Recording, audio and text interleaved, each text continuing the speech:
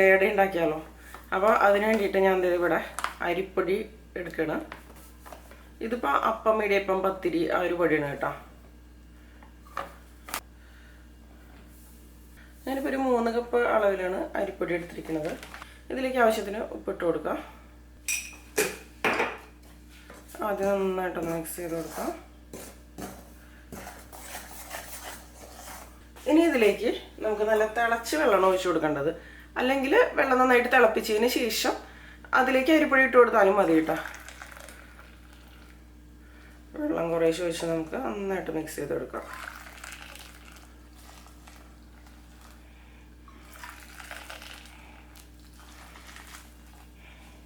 അപ്പോൾ 3 കപ്പ് ഒഴിച്ചിട്ടുണ്ട്. കുറച്ചും കൂടി വേണ്ടി വരും. നന്നായിട്ട് ആദ്യം മിക്സ് ചെയ്ത് കൊടുക്കാം. വീണ്ടും വെള്ളം ഒഴിച്ച് കൊടുക്കാം.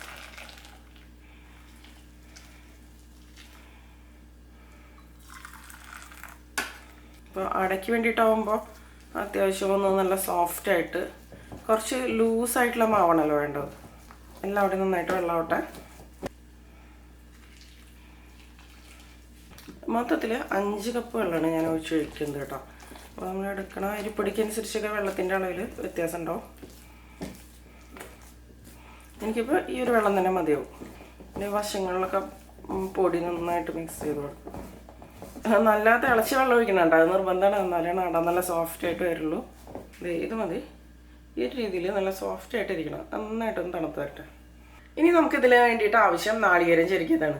ഞാനിപ്പോൾ ഒരു വലിയ നാളികേരത്തിൻ്റെ ഒരു 1/4 ഭാഗത്തോളം ചെരുക്കി എടുത്തിട്ടുണ്ട്. ഇനി ഇതിലേക്ക് നമുക്ക് ആവശ്യത്തിന് പഞ്ചസാര ചേർത്ത് കൊടുക്കാം. അപ്പോൾ ഞാൻ പഞ്ചസാര ചേർത്തിട്ടുണ്ട് ഈ ഒരു അട ഉണ്ടാക്കുന്നത് കേട്ടോ. നമ്മുടെ മധുരത്തിനനുസരിച്ച് അട എന്നൊക്കെ പറയുമ്പോൾ അത്യാവശ്യം ഒരു മധുരം വേണമല്ലോ. പഞ്ചസാരയുടെ അളവൊന്നും ഞാൻ പറയുന്നില്ല. പിന്നെ വേണമെങ്കിൽ നിങ്ങൾക്ക് ഇതിലേക്ക് ഏലക്ക പൊടി കൂടി ചേർത്ത് കൊടുക്കാമെന്ന് പറഞ്ഞു. നന്നായിട്ടൊന്ന് മിക്സ് ചെയ്ത് വയ്ക്കാം. ഞാനിപ്പോൾ ആവശ്യത്തിന് പഞ്ചസാര ചേർത്ത് മിക്സ് ചെയ്ത് ഇനി ഇത് മാറ്റി വയ്ക്കുകയാണ്. ഇനിയിപ്പോൾ നമുക്ക് ഉണ്ടാക്കാൻ തുടങ്ങാം. ഇനിയിപ്പോൾ നമുക്ക് വാഴയില കീറിയെടുക്കാം. ഇവിടെ കിട്ടുന്ന വാഴയിലയുടെ മെയിൻ ഒരു പ്രശ്നം വീതി ഭയങ്കര കുറവാണ്. അടയൊക്കെ ഉണ്ടാക്കണമെങ്കിൽ അത്യാവശ്യം വീതിയുള്ള വാഴയിലാണല്ലോ എപ്പോഴും നന്നായിട്ട് വരാം.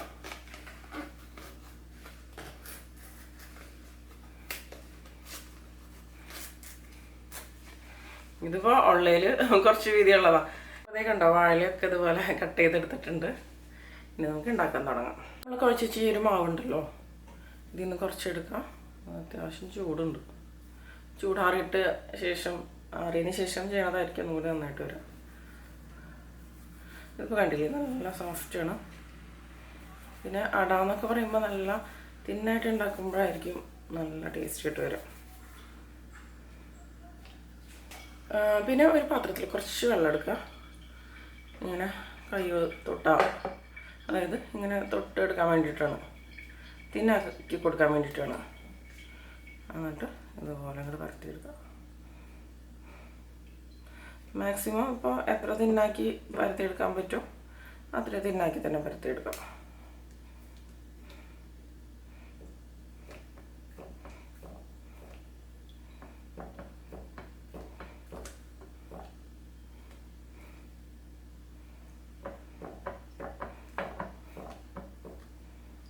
ഇത് ഞാൻ ചുട്ടാണ് എടുക്കുന്നത്.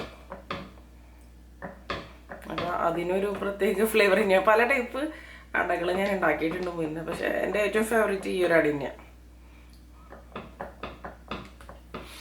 ചിക്കൻ അടയൊക്കെ ഉണ്ടാക്കിയിട്ടുണ്ട് നമ്മൾ ഇതിനു മുമ്പ് ഇതുപോലെ വാഴയിലയിൽ ചിക്കൻ്റെ ഫില്ലിംഗ് ഒക്കെ വെച്ചിട്ട്.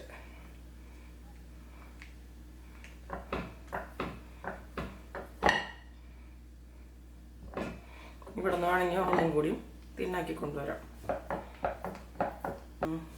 ഇത് മതി. സൈഡൊക്കെ വേണമെങ്കിലൊന്ന് ഷേപ്പാക്കി കൊടുക്കാം നമുക്ക്.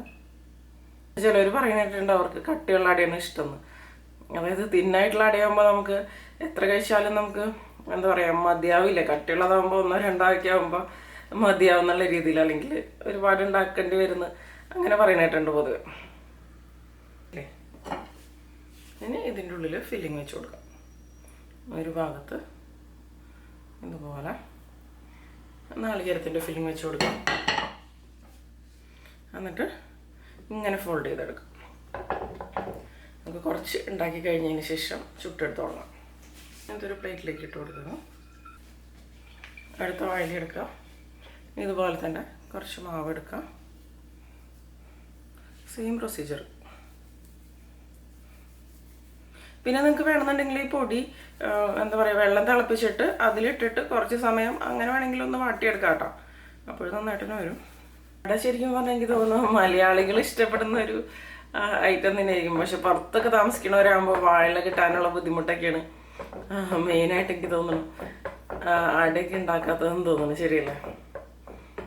ഇവിടെ ഇപ്പോൾ ബാംഗ്ലൂരാണെങ്കിൽ വാഴ കിട്ടും പല സ്ഥലങ്ങളിലും. പക്ഷെ വാഴ കിട്ടണ സമയത്ത് നമുക്ക്, അതായത് കിട്ടണ സ്ഥലത്ത് നമുക്കിങ്ങനെ വണ്ടി പാർക്ക് ചെയ്ത് വാങ്ങിക്കാനുള്ളൊരു സൗകര്യമൊന്നും ഉണ്ടാവില്ല. അപ്പം അത് കാരണം വല്ലപ്പോഴും മാത്രമേ ഇവിടെയും വാഴ അങ്ങനെ വാങ്ങിക്കാറുള്ളൂ. ഇതേപോലെ ഇട്ടുണ്ട്. ഇനി ഇതിനും ഫില്ലിങ് വെച്ച് കൊടുക്കാം. ഇത് ഫോൾഡ് ചെയ്തെടുക്കുക. അപ്പം ഞാനെല്ലാം ഇതുപോലെ ചെയ്തെടുക്കട്ടെ കേട്ടോ. ഇപ്പം ഞാൻ കുറച്ച് അട ഇതുപോലെ പരത്തിയെടുത്തിട്ടുണ്ട്. ഇനി നമുക്കിത് ചുട്ടെടുക്കാം. അപ്പോൾ അതിനോട് കൂടി തന്നെ നമുക്ക് പരത്തിയെടുക്കുകയും ചെയ്യാം. അപ്പോൾ ഇന്ന് ഞാനിപ്പോൾ ഇത് രാവിലെ തന്നെ ഉണ്ടാക്കണം. കുട്ടികൾക്ക് ടിഫിൻ ബോക്സിൽ സ്കൂളിലേക്ക് കൊടുത്തേക്കാമെന്ന് വിചാരിച്ചു. സാധാരണ കൊടുത്തേക്കുന്ന സ്നാക്സിൽ നിന്ന് വ്യത്യസ്തമായിട്ട് ഇതുകൊണ്ട് കൊടുത്തേക്കാമെന്ന് വിചാരിച്ചു. അപ്പോൾ ഞാൻ ഇവിടെ ഒരു പാൻ എടുത്തിട്ടുണ്ട്. ഈ അടയൊക്കെ ഉണ്ടാക്കുമ്പോൾ ഒരു പഴയ പാനായിരിക്കും നന്നായിട്ട് വരും. ഇനിയിപ്പോൾ പാൻ നന്നായിട്ടൊന്ന് ചൂടായിട്ട് വരട്ടെ. ഇനി നമ്മളുണ്ടാക്കിയ അട ഇതിലേക്ക് വെച്ച് കൊടുക്കുക. അപ്പോൾ എത്ര എണ്ണം വെച്ചെടുക്കാൻ പറ്റുന്നുണ്ടെങ്കിൽ ഒരുമിച്ച് അങ്ങനെ വെച്ച് കൊടുക്കാം കേട്ടോ. ഞാനിപ്പോൾ ഈ 2 എണ്ണം ഒരുമിച്ചാണ് വെച്ച് കൊടുക്കുന്നത്. എന്നിട്ട് അടച്ച് വെച്ചിട്ട് നമുക്ക് കുക്ക് ചെയ്തെടുക്കാം. തിരിച്ച് മറിച്ചിട്ടിട്ട് 2 ഭാഗം കുക്ക് ചെയ്തെടുക്കാം. അപ്പോൾ ഒരു ഭാഗത്തെ ഇല ഒന്ന് വാടി ചെറുതായിട്ടൊന്ന് കരിഞ്ഞ പോലെ അങ്ങനെ വരും ഇല കേട്ടോ. അപ്പോൾ തിരിച്ചിട്ട് കൊടുക്കാം. ഇനിയിപ്പോൾ നമുക്കിതൊന്ന് തുറന്ന് നോക്കാം. ഒരു ഭാഗം കുക്കായിട്ട് വന്നാൽ തിരിച്ചിട്ട് കൊടുക്കാം. കണ്ടില്ലേ, ഇതുപോലെ വരും. ഇലയുടെ കളർ മാറി ചെറിയൊരു ബ്രൗൺ ഷെയ്ഡിലേക്ക് വരും. അപ്പോഴേക്കും ആ ഒരു ഭാഗം വെന്ത് വന്നിട്ടുണ്ടാവും. ഇനി തിരിച്ചിട്ട് കൊടുത്തിട്ട് വീണ്ടും കുക്ക് ചെയ്തെടുക്കാം.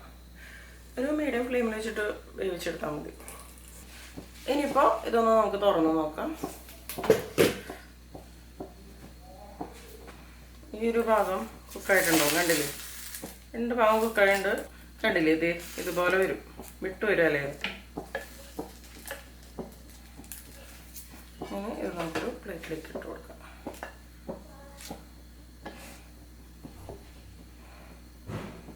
നല്ലൊരു ഫ്ലേവറാണ് ഈ ഒരു അടയ്ക്ക്. ചുട്ടെടുക്കണതുകൊണ്ട് തന്നെ നമ്മൾ ആവിയിൽ വേവിച്ചെടുക്കുന്ന ഇലയിനേക്കാൾ ഒരു പ്രത്യേക ഫ്ലേവറാണ്. ഇനിയിപ്പോൾ ബാക്കിയുള്ള അടയും ഇതുപോലെ തന്നെ നമുക്ക് വേവിച്ചെടുക്കാം. അടച്ച് വയ്ക്കുക, കുക്ക് ചെയ്തെടുക്കാം. നമ്മുടെ അട കണ്ടോ, ഇതേ അടിപൊളിയായിട്ട് വന്നിട്ടില്ലേ. ഇലയെന്ന് ശരിക്കും ഇതുപോലെ അങ്ങോട്ട് വിട്ടുവരും. എന്നാൽ ആവശ്യത്തിനുള്ളൊരു സോഫ്റ്റ്നെസ് ഉണ്ട്, നല്ലൊരു ഫ്ലേവർ വേണം. അപ്പോൾ എല്ലാവരും തയ്യാറാക്കി നോക്കുക. അതിനുശേഷം നിങ്ങളുടെ അഭിപ്രായങ്ങളൊക്കെ പറയാം. കണ്ടില്ലേ, നല്ല സോഫ്റ്റാണ്, തിന്നുമാണ്.